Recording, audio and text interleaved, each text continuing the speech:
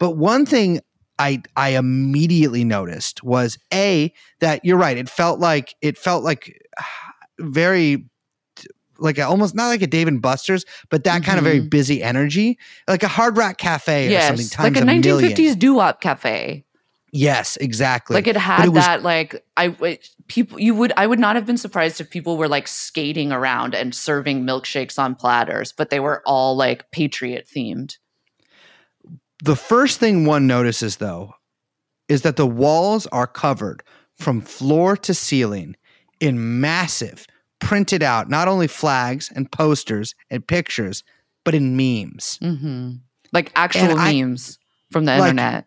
Actual memes. At one point, I walked over to a wall and there was a giant, like I'm talking like 6 feet wide, 5 feet tall poster that had Mr. Potato Head on it, sort of from his back.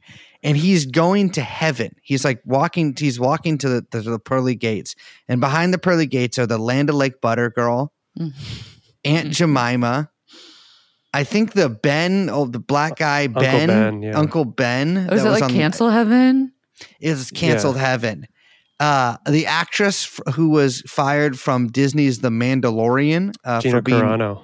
Yeah, for being a Republican. And there was like a couple other people on there. And it was just like, wow, I can't believe not only you printed this out, but this is on the wall. And I realized that I was like, these people are like living in memes. Like this is just, they're actually like, I'm surrounded. This is in real life. And there's all these like they have like they're not after me. They're not after you. They're after me. I'm just in the way kind of thing. Like all of that just completely covering the walls. And it was a shock to the system.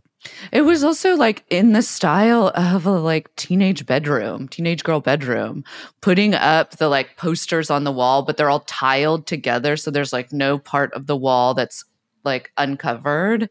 And everything is like, every single thing is covered with some sort of flare or poster or like something that will not only like, it's like you know, when you're a teenage girl, you're like cutting out, you know, the pages of Bop magazine or whatever of Devon Sawa, aging myself, or of, you know, whatever teeny boppers. JoJo Siwa. And definitely not JoJo Siwa, and you're like pasting them up on the wall. And part of it is like you taking control of the space, right? And being like, this isn't my parents' house. This isn't my parents' room. This is my room. I get to do what I want. Maybe I want to paint the walls black. Maybe I want to put up JTT on the wall. Maybe it's going to be a big poster of The Cure, like whatever. And it had that energy where it was like, this is our space. We're going to do what we want. This is our fort. And we're going to put memes on the wall. And this is like, there was not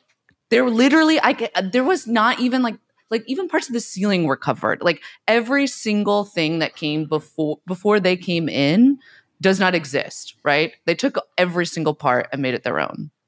But it was so like visually chaotic too. There was no kind of like organization or flow to it. Like you'd have the memes about like canceled mascots next to in memoriam of like January 6th patriots, next to like some anti-China thing. Like it was very chaotic and like you didn't really know where to look. Your eye couldn't really settle on anything. Yeah, much like the mind of the people putting it up. Yeah. I mean, one of the things that I was locking eyes with Marjorie, a giant blown up poster signed by Marjorie Taylor Greene that was just plastered on the wall. But like above it, they had the cover of Miranda Devine's The Laptop from Hell with a picture of Hunter Biden smoking a cigarette, a horrible, like almost caricature-like drawing of Donald Trump, a bunch of pictures of the signing of the Declaration of Independence. It's not election fraud, it's treason. Share if you agree.